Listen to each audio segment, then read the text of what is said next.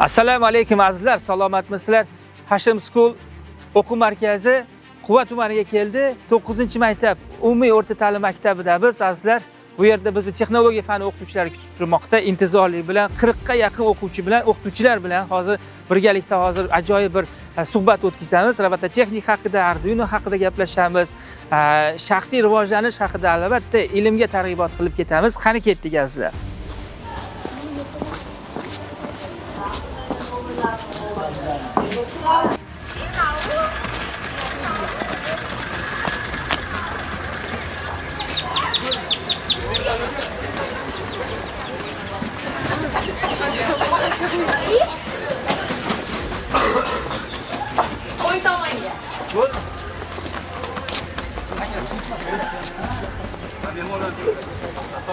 Assalomu alaykum hurmatli ustozlar. Bugungi kerakli tadbirimizga mehmonlarimiz tashrif buyurishgan. Hozirgi kunda robototexnika juda rivojlanib bormoqda. Demak, biz bugungi fanimizda bitta shior bilan boshlamoqchiman. Ya'ni kelajakni robotlar boshqaradi shiori ostida kerakli tadbirimizni boshlab olamiz. Endi bugungi mehmonlarimizni tanishtirib o'tamiz. Professor Bahodir Karimovning o'g'illari Karimov Sherzodbek domlani taklif qilganmiz. Bo'ldi. Biz Hashim School maktabidan keldik. O'zi o'quv markazimiz bor. Rahbar Bahodir Karimov, hamchi hammalaringiz tanisalaringiz kerak. Bahodir Karimovni hozir ham universitetda ishlashadi, ancha yillardan beri ishlashadi. Bahodir Karimov demak professor bo'lganlar, xabaringiz bor. Bizda Hashim Schoolda ham anchagina professorlar ishlashadi, 3 ta professor ishlashadi. Shuningdek, men ham yaqinda xizmat ko'rsatgan professor unvonini oldim. Ya'ni sizlarga aytmoqchi bo'layotganligimiz, siz eshitadigan ma'lumotlaringiz jiddiy ma'lumotlar bo'ladi. Ya'ni prezentatsiyamiz afsuski ochmadi, lekin sizlarga anchagina ma'lumot qilgandik. Mayli, og'zaki tushuntirishga harakat qilamiz. Hammalaringizni tabriklayman. Bu yerda o'tirganlar anchagina ko'p ma'lumotlar olasizlar. Faqatgina texnologiya fani emas, robototexnika fani emas, umumiy holatda shaxs rivojlanish haqida ham gaplashamiz. Sababi bizni hozirgi holatda shaxsan o'zimni 4 ta ustozim bor. O'sha robototexnika bo'yicha, motivatsiya bo'yicha, shaxs rivojlanishi bo'yicha ana shu narsalarni o'rgangan narsalarimizni sizlarga harakat qilamiz tushuntirishga va hayotingizda bu narsani qo'llasangiz albatta yutuqqa erishasiz.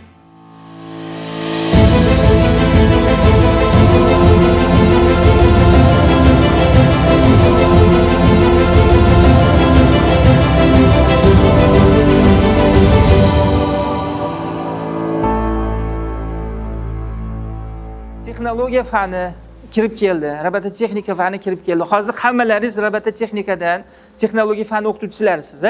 Xo'p, texnologiya fanidan 3 yil, 4 yil bo'lib qoldi kirganiga darsda. Xo'p, kim birinchi boshlagan texnologiya fanini?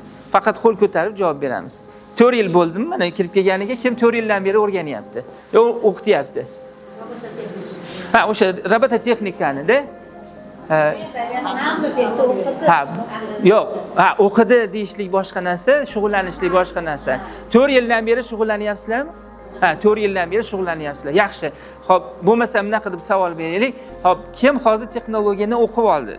Mana bu Arduino bo'yicha o'qib olganlar, qo'l ko'taringlar. 1 2 yaxshi. Mana 10% odam ekan. Yaxshi. O'zi umuman robototexnika degan narsada nima deb tushunyapsizlar? Masalan, o'qiganlardan so'raylik. Qo'l ko'targanlar, robototexnika nima ekan? Olayotganimiz sababi YouTube'da ochiq gap, Indoneziya mana 2-o'rinda Indoneziya ko'radi, Hindiston ko'radi bizni YouTube kanalimizni.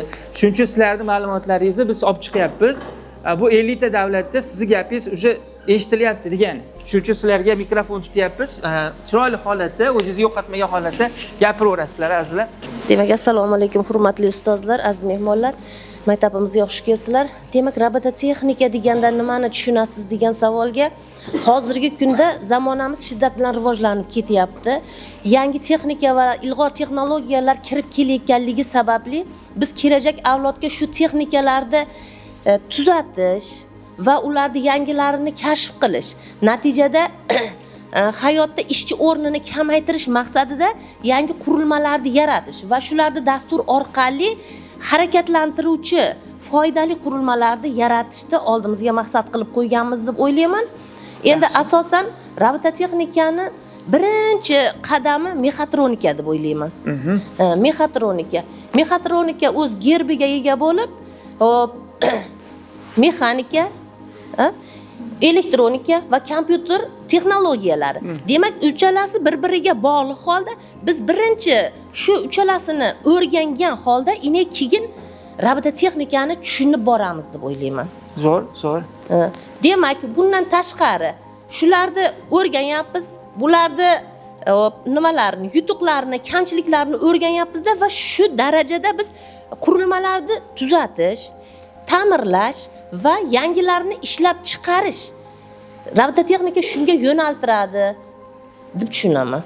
Yaxshi. Hozir demak bilinib turibdiki, siz gapirayotgan gaplar demak mutaxassis sifatida gapiryapsiz. Yaxshi. Arduino bo'yicha ham endi Arduino haqida ozgina ma'lumot beringchi. Robototexnikani tushunaylik. Hozir yana umumiylashtiramiz.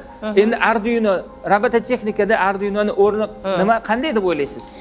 Robototexnikada asosan Arduinoning o'rni shundan iboratki, robototexnikada Arduino qurilmalarning miyasi deb tushunaman. Demak, Arduino o'z tuzilishiga ega bo'lib, unda Arduinolar oilasi mavjud.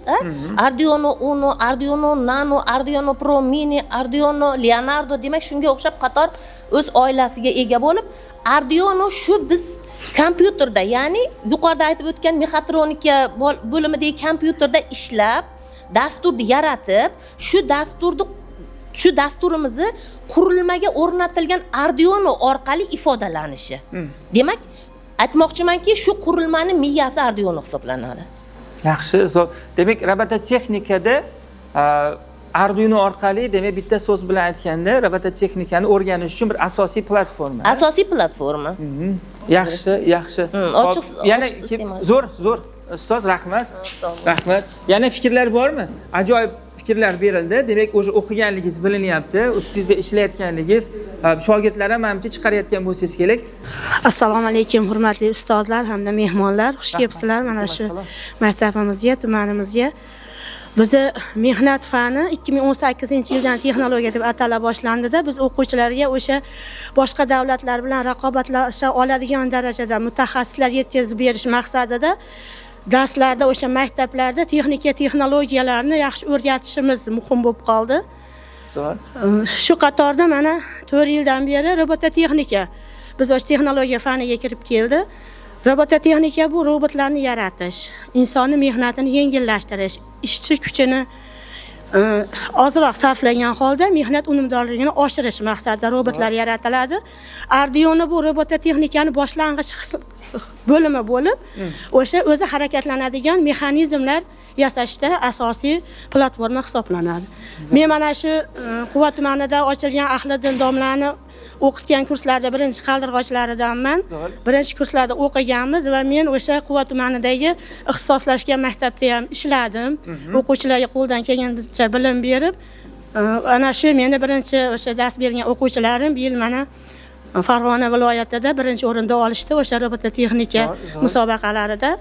Biz qo'ldan kelgancha o'sha robotlar yasashni, texnika texnologiyalarni o'quvchilarga o'rgatyapmiz. Maqsad u qaysi sohada ishlashdan qat'iy nazar o'sha texnikani yaxshi tushuna olish kerak. Buzilgan joylarini, ishga yaroqsiz joylarini sezish kerak. O'sha misol uchun shifoxona bo'ladigan bo'lsa ham tashxis qo'yishda texnikadan foydalaniladi. Agar uni mukammal ishlayotganini bilmaydigan bo'lsa, o'sha shifokor noto'g'ri tashxis qo'yib qo'yishi mumkin. Shuning uchun qaysi mutaxassis bo'lishdan qat'iy nazar o'sha texnikani yaxshi bilish kerak. Biz qo'ldan kelgancha o'sha Ahliddindan olgan bilimlarimizni asosida hamda o'z ustimizda ishlashda davom etyapmiz. O'quvchilarga bilim berishga harakat qilyapmiz. O'sha robototexnika bo'yicha Karimov domlaning shogirdlaridan Ahliddin, bu Karimov domlamiz, Ahliddinlarni bizga berayotgan o'sha bilimlari, yordamlari nihoyatda yuqori bo'lyapti. Biz bulardan minnatdormiz. Hamisha harakatdan to'xtamaymiz. Xudo xolasa Quva tumanimizni yoshlarini o'sha chet ellik yoshlar bilan, o'sha insonlar bilan raqobatlasha oladigan mutaxassislar tayyorlashga o'z hissamizni qo'shamiz. Bo'ldi. Qarshi chop beramiz. Rahmat, yaxshi iliq fikrlar uchun. Xo'p, robototexnika sohasi demak bizga bugungi kunda kirib keldi. Bu robot deganimiz faqatgina bunaqa yurib turgan robotni nazarda tutmanglar. Robototexnika sohasi aslida bizga hayotimizga kirib kelib bo'lgan. Masalan, qayerda bo'lishi mumkin? Qani robot degan savol bo'lishi mumkin. Uyingizda masalan xolodilnik ishlatasiz, xolodilningizga masalan bu narsani qo'yib qo'yasiz, o'zi muzlatadi. Mana robototexnikani masalan uyimizda xolodilnik misolda aytayotgandik. Shu xolodilligimiz aslida u ham robot.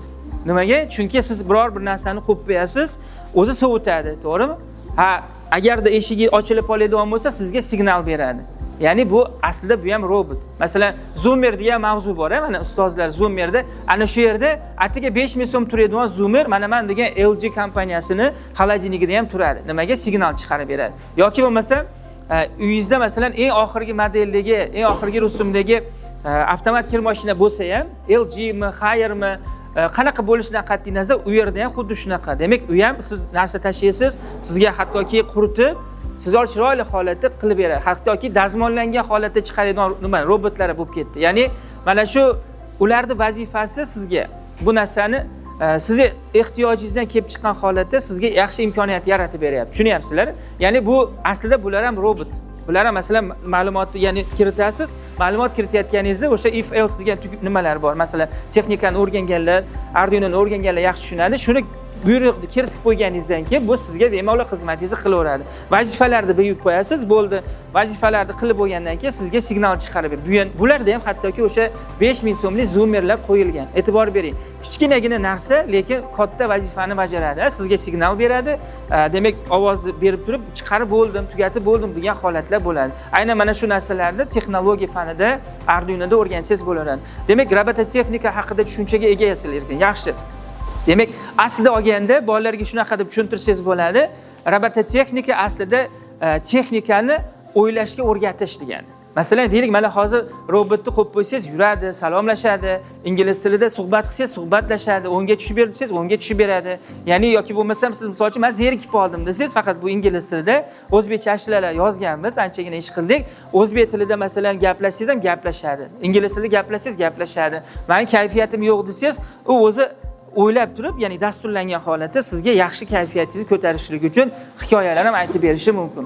Ya'ni biz nima demoqchimiz? Robototexnika bizni uy xonadonimizga kirib bo'lgan ekan. Bu bir. Endi mana bu haqiqiy robotlar. Robotlarni, ya'ni robot ko'rinishdagi robotlar ham. Ya'ni bizni uyimizda masalan faqatgina bitovoy texnikalar, nima deydi? Maishiy texnikalarda yordam berayotgan bo'lsa, endi uy ro'zg'or ishlarida, bizlar bir ishingizni bajarishda yoki shunga o'xshagan ishlarni bajarishda ham endi robotlar kirib kelyapti. Masalan, siz ko'rmayotgan bo'lishingiz mumkin, lekin Toshkentda masalan aynan bank sohalarida haqiqiy odamsimon robotlar, u narsani humanoid deydi, ingliz tilida humanoid yoki rus tilida humanoid robotlar kirib keldi. Ularga siz savol javob qilsangiz, ular 24 soat sizga bemalol tinmasdan harakat qilaveradi. Kayfiyati buzuqmi odamda, kayfiyati buzuq basmi, yaxshimi, u robotlardan bevosita foydalanib kelyapti. Tushunyapsizlar? Bu robotlarni bizga kirib kelishligi o'zi nima deb o'ylaysiz? Yaxshimi yoki yomonmi? Yaxshi. Yaxshi. Yaxshi tomoni haqida kim nima deydi? Nima tomoni yaxshi tomoni? Og'ir qo'lmenlarimizni yengillashtiradi. Yaxshi. Yana xatosiz ishlaydi. Yaxshi. Demak, robotlarda yaxshi tomoni juda ham ko'p bo'lib, bu birinchi navbatda misol uchun meditsinaga mo'ljallangan robotlar bor. Bundan tashqari harbiy robotlar bor. Bundan tashqari misol uchun nima havoga uchiradigan robotlar bor. Misol uchun atomlarni ham robotlarni jo'natib aytda jonsizlantirishimiz mumkin.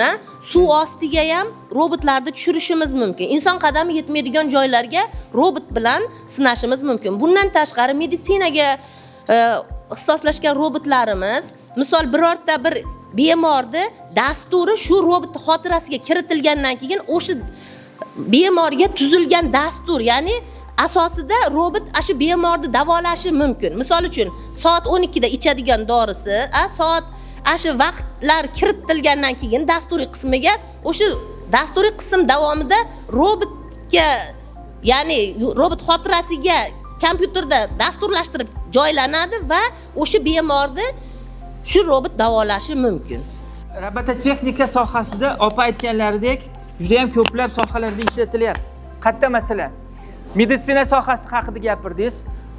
Meditsina sohasi shu darajaga yetdiki, masalan, insonni qo'li titraydi, bilasiz, operatsiya qilayotganda har xil vaziyat bo'ladi. Bari inson omilida hozir shunaqa robotlar chiqar, robot uni tushunmaydi-yu, titramaydi. Unga programma qilsangiz bo'ldi.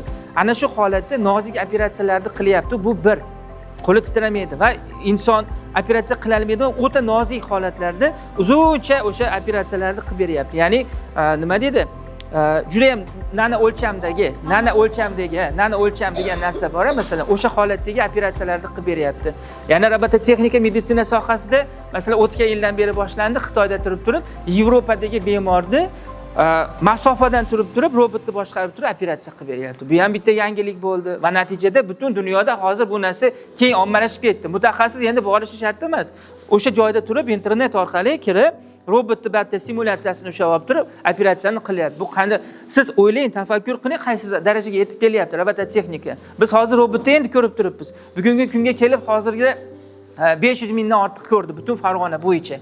Generallar ko'rdi, mayorlar ko'rdi, o'qituvchilar ko'rdi, meditsina sohasidagilar ko'rdi, hattoki mana bu pojarniy xodimlari, ya'ni o't o'chirish sistemadagi odamlar ko'rib turib tafakkur hosil qilyapti. Hattoki gailar ham ko'rib turib bu narsani biz ishlatsak bo'lar ekan ba'zi bir joylarda degan tafakkur hosil bo'lyapti. Ya'ni bu robotni olib kelishimizdan maqsad ham mana olib ko'ringlar bu narsani. Biz fikrlashga, o'ylashimiz kerak. Masalan, har safar bir narsani nazariyani bersiz o'quvchilarga, masalan, texnologiyani o'qimaganlar bor, nazariyani bersiz bolani qiziqtira olmaysiz. Faqat nazariya bersiz, nazariyada insonlar to'yib qoladi. Lekin amaliy ishda u odam qiziqadi. Tushunyapsizlar? Ana meditsina sohasida shunaqa rivojlanish bo'lyapti. Yoki bo'lmasam, xabaringiz bor, masalan, marsaxodlar. 2025-yilda eng oxiriga chiqqan marsaxodlar, endi rasmini ko'rsata olmayapmiz. Hamma yo'q bor edi, bo'lmasam, ochig'i bitta narsa tayyor bo'lmagan ekansizlar. Shu xafa bo'lmanglar, prosta. Endi qaranglar.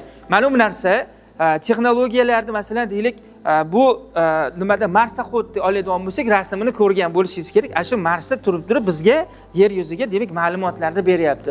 Rasmda olyapti, to'g'rimi? Nima qanaqa narsalar bor, o'zi qanaqa bo'ladi, tekislikmi, qanaqa ma'lumot, qanaqa modda bor, ularni rasmini olib bizga jo'natib beryapti. Va bundan tashqari qutqaruv deb aytildi. Mana qutqaruvda ham haqiqatan ham juda ko'p ishlatiladi. Masalan, ba'zi bir holatlarda qutqarishda inson bora olmaydi. Tushunyapsiz? Inson misol uchun haligi unaqa ruina deydi rus tilida, haligi tushib ketgan joylarga kirib turib ola olmaydi. Robot, kichkina robot, mana bu robot o'tirgan holatda kamerasi bor, videoni yoqib turib, svetini yoqib turib bemalol borishi mumkin. Ya'ni inson omili borishi mumkin bo'lmagan joylarda robototexnika juda keng qo'llanilyapti. Butun dunyoda, masalan, Xitoyga misol uchun boradigan bo'lsa, siz ko'rasiz ularni ishlayotganini. Yo undan tashqari o't o'chirish sistemasida, o't o'chirish sistemasi qanday ishlashi mumkin? Masalan, deylik, bu hammamiz texnologiya fani o'qituvchilari fizikani bilishimiz kerak. Fizikani albatta universitet, institutda o'rgangansizlar. Buni e'tibor beringlar. 1000 gradus Selsiy bo'lib ketadi. Oddiy gugurtni yoqqaningizda 600, 700, 800 ga borib ketadi. Insonning qo'li misol uchun tura olmaydi. 1000 gradus Selsiyda bo'ladigan holatda inson u yerga kela olmaydi. Hattoki o'sha ehtiyot qismlari bo'lgan taqdirda ham insonga bari ta'sir qiladi. Hech e'tibor bersangiz, kirgandan keyin juda charchab qoladi, turgan joyda uxlab qoladi. Chunki issiqlik insonni yengib qo'yadi. Lekin robotlarda bemalol bundan foydalanish mumkin. Masalan, Unitry kompaniyasi siz ko'rib turgan bu robotni Unitry kompaniyasi bilan hamkorlikni boshlaganmiz. Aynan mana shu Unitry kompaniyasining robotlari hozir butun dunyoda hattoki Xitoyda o'zida ham masalan o't o'chirish sistemasida yordamchi sifatida foydalanadi. Chunki o'zining kamerasi bor, o'zining ma'lumotlari bor. Hozir siz ham sochi videoga olishimiz mumkin, videoga dasturda yozib qo'yadigan bo'lsak. Ya'ni ma'lumotlarda hammasini sizga tashlab beradi. Shunga qarab turib, ha, demak bu yerda o't o'chirish bor ekan, odam bor ekan, chunki issiq joyga kira olmaysiz. O'sha holatlarda foydalanish mumkin. Ya'ni masalan e'tibor bering. Sohasini sanasak juda ham ko'p parnik sistemalarda ishlatilyapti. Masalan, deylik, robotlarga siz robot qo'llarda beradigan bo'lsangiz, o'zi robot avtomatik tarzda borib turib, u sizga masalan qizil pishgan pomidorni uzib berishi mumkin, olmani uzishda ishlatishi mumkin, qishloq xo'jaligida ishlatishimiz mumkin. Ko'ryapsiz, hozir robototexnika kirmagan soha aslida qolmadi. Siz bilan biz endi texnologiyani o'rganyapmiz. Mana opa, ikkita opa javob berishdi, yaxshi narsalar aytyapsiz, lekin qolganlar ham aktiv bo'lishimiz kerak. Biz nimaga bu robotni olib kelik? Tasavvur qilinglar, bu robotni misol uchun siz endi birinchi marta ko'ryapsiz. Hali imkoniyatni hali ko'rsatganimiz yo'q, hozir ko'rasiz. Faqat uni oxiriga olib qo'yganmiz. Bu robotni ko'rib turib siz hali arzimagan, ha endi robot ekan deb o'ylashingiz mumkin. Bitta buni narxini so'ramayman, sizda $5000 turadi. Tasavvur qiling, Toshkentda buni $7000 sotishyapti. Aslida bu narsalar, robotlar qimmat turadi. Men Xitoyga borganman, Xitoy bilan tez-tez muloqot qilib turamiz. Unitry kompaniyasi bilan hamkorlik boshlaganmiz. Shu $100,000 robotlarni ko'zim bilan ko'rgan. Odamni ko'taradi. Tasavvur qiling, $100,000 robotda. Insonlar bunga uy oladi. Misol uchun buni misol uchun $5000 deydigan bo'lsak, mashina olamiz degan fikrlar juda ham ko'p bo'lgan. Ha, mashina olganimiz 1000 marta yaxshi deydi. To'g'ri, hammamiz mashina oladigan bo'lsak, ilmni kim o'rgatadi? Robototexnikani kim o'rgatadi? E'tibor beringlar, dronlar juda katta ishlar qilyapti. Masalan, texnologiyalar biz agar orqada qolib ketadigan bo'lsak, bizning farzandlarimiz buni ko'zimiz bilan ko'rmasa, ya'ni robototexnikani kerakli joyga agarda foydalansak, bizga bu juda ham katta. Masalan, deylik, yukingizni ko'tarishi mumkin. 15 kilo keladi, lekin 10 kilogacha yukingizni bemalol ko'tarishingiz mumkin. Eshingizda bo'lsa, mana shunaqa qilib ko'tarib yurgan paytingiz bo'lgan. Hattoki masalan, kimdirdi farzandi yonida bo'lmasa, ko'tarib yurasiz, to'g'rimi? 10 kilo, 15 kilo. Mana sizga yordamchi sifatida. Bu narsalarda robototexnikani rivojlantirib, juda ham ko'p ishlarda foydalanishingiz mumkin. Siz o'ylamang, masalan, robototexnika menga kerak emas deb o'ylamaysiz bu narsani. Biz qancha orqada fikrlasak, shuncha orqada qolib ketaveramiz. Ularga tenglab olishlik uchun biz hozir mana o'quvchilarimiz bilan o'qituvchilarimiz katta texnologiyalarga harakat qilyapmiz. Ya'ni bo'laveradi, endi shu ekan, Xitoydan orqada qolib ketdik, zamondan orqada qolib ketdik desak bo'lmaydi. Sekin harakat qilaveramiz, qaysidir natijaga bo'ladi. Keyin o'sha natija bizni sekin ko'tarib boradi. Hozir masalan deylik, qiziqarli ma'lumot, hali YouTube kanalimizga buni aytganimiz yo'q edi. Kecha mana mutaxassislarimiz bilan birga, o'zimizning shogirdlarimiz bilan, o'zimizning o'qituvchilarimiz bilan birga elektron bell degan narsani yaratdik. Ya'ni elektron zvanok. Ya'ni masalan siz nimada zvanokda odatda bitta o'qituvchi borib choladimi? Ana shuni endi biz butun O'zbekiston bo'yicha, xudo xolasa inshaalloh buni tabriklashlaringiz mumkin. Biz hozir o'sha narsani butun O'zbekiston bo'yicha endi o'sha narsani sotuvga yo'lga qo'yapmiz. Bizning o'quvchilarimiz 5-chi, 6-chi, 7-chi sinf bolalari ozginagina mehnatini qilib endi daromadga kiradi. Tasavvur qiling, harakat qilsa bo'ladi. Faqatgina imkon qilishimiz kerak. Birgalikda harakat qilishimiz kerak. Shu faqatgina o'tirib kichkina texnologiyalar emas, kattaroq narsalarga harakat qilsak, inshaalloh keyin bir yaxshiroq bir narsa chiqadi. Tushunyapsizlar? Demak, robototexnika tushunchasi shu. Endi qaranglar, Arduino'ni o'rni degan savolga deb javob berib ketaylik. Arduino'ni 90% odam bilmas ekan. Bu narsani qaranglar. Robototexnika sohasi tushunarli. Demak, har bitta sohada kirib ketdi. Demak, o'ylashga o'rgatadigan soha ekan aslida robototexnika. Demak, o'sha mexanikasi bor, to'g'rimi? Biz unga dastur yozamiz. Ya'ni hamma narsalari jamlangan holatda, demak, bu robototexnika, demak, texnikani o'rgatishga demak biz o'rgatadigan soha. Biz unga dasturda tuzdik, mexanika o'zi sekin harakat qiladi. Mexanika o'zi nima edi? Mexanika mana harakat. E'tibor bering, harakat. Qo'limiz harakatlanyapti, to'g'rimi? Mana shu narsalar harakatlanish.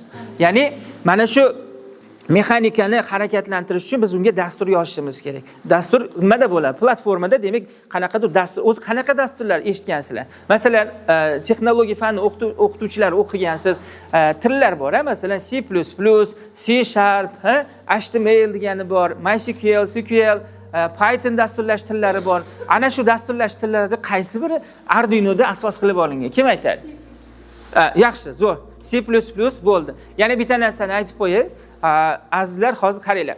Biz odatda ana ayniqsa Hashim School YouTube kanalini kuzatuvchilariga aytyapmiz. Biz har safar YouTube kanalida bir ma'lumot chiqarayotganda, eski ma'lumotlar, eski kontent, eski bir-biriga o'xshamagan holatda doim yangilik qilib boryapmiz. Aziz tomoshabinlar, bu narsani ko'rib turibsizlar. Biz bugun mana yangilik qilib 2 dona kitobni bugun mana shu faol ishtirok etgan o'qituvchiga Bahodir Karimov, ya'ni kompaniyaning rahbari berishdi. Mana shu holatda 2 ta kitobni biz mana shu biz aziz o'qituvchilarimizga taqdim qilamiz. Kim faol ishtirok etayotgan bo'lsa. Bundan tashqari yana bitta yangilik qildik. Bunda bugun 500 ming so'mlik sizga bitta kimdir o'sha narsani yutib oladi. 500 ming so'm narsani sizga tashlab ketamiz. Bu sizni 40 kunda ichida almashtirish uchun, sizni o'zgartirish uchun, shaxs rivojlanish uchun asosiy sabab bo'ladi. Aynan o'sha odam sizning ichingizda turibdi. O'shaning uchun faol ishtirok etinglar, harakat qilinglar. Qancha o'zingiz ochsangiz, shuncha yaxshi bo'ladi. Faqat YouTube kanali uchun emas, o'zingiz uchun. Chunki biz doim ochiq, biz maqsadimiz shuni kelib turib, robotni ko'rsatib, aql yugurib, faqat yurtirib, ashullasini qo'yib gapirtirish emas. Maqsadimiz birga rivojlanishimiz kerak. Agarda biz rivojlanmasak, orqada qolib ketamiz. Masalan, agar o'z chet ellarga kim borgan? Chet ellar yuborib yurganlar. Mana qaysi davlatga borgansiz? Turkiyaga borgansiz. Robot ko'rdingizmi? Robot bor, qarang. Nima deb o'ylaysiz? O'zbekiston orqadami, oldidami? Buni bemalol aytishimiz mumkinmi? Ha. E'tibor bering, robotlar xizmat qilyapti. Yaxshi. Yana kim bor? Borganmi bunaqa boshqa davlat? Xitoyga boring, Arabistonga boring, hamma narsa texnologiya bo'lib ketgan. Xitoyda ma'lum bir gostinitsalar bor. Gostinitsa, mehmonxonalar bor. Faqat robot xizmat qiladi. Ovqatingizni robot olib kelib beradi. sizni bron qilishingiz ham robot bo'ladi, hammasi robot bo'ladi. Tasavvur qilyapsiz, qaysi holatga ketayotganimiz? Ma'lum bir joylarga boradigan bo'lsangiz, tep-tekis joyda budka o'rnatib qo'ygan bo'ladi. Siz atga borasiz, atrofingizda hech narsa yo'q, lekin borasiz nimaga? Borganingizdan keyin sizni dron, siz taom buyurtirdingiz. Issiqni taomingiz drondan kelib, hali budkani ichiga tashlaydi, siz chekida to'laysiz. Haligi nimadan dron olib kelgan mahsulotni shunday olasiz. Kofengiz issiq turibdi. Tasavvur qiling, issiq kofe, issiq gamburgeringiz osmondan uchib kelib tashlab ketyapti. Bu ajoyib narsalar, tushunyapsizlarmi? Azizlar, mana ushbu maktabda bo'lgan tadbirimiz o'z nihoyasiga yetdi. Ajoyib tadbir bo'ldi. Ayniqsa shaxs rivojlanishi bo'yicha bir tadbirlar bo'ldi. Shaxs rivojlanishi bo'yicha savol-javoblar, Arduino haqida savol-javoblar, robototexnika bo'lgan savol-javoblar, ularda qanchalik daraja qiziqishlarini o'zi ko'rsatib qo'ydi. Menimcha buni videoni oxirigacha ko'rgan kuzatuvchilarimiz buni albatta yaxshi tushunishi deb o'ylayman. Azizlar, agarda mana shunday tadbirlarda aynan sizni muassasangizda yoki sizni maktabingizda o'tkazmoqchi bo'lsangiz, bizga murojaat qilinglar. Telefon raqamlari bu yerda ko'rsatilgan. Sizlar bilan hamkorlikda doim ishlashga tayyormiz. Shaxsiy rivojlanish agar kerak bo'lsa, robototexnikani rivojlantirish kerak bo'lsa, albatta farzandingizni olib keling. Agarda robototexnika orqali robotni, haqiqiy robotni ko'rmoqchi bo'lsangiz, albatta bizga murojaat qiling. Siz bilan ishlashga biz doim tayyormiz. Keyingi videolarda, keyingi kontentlarda uchrashguncha salomat bo'linglar.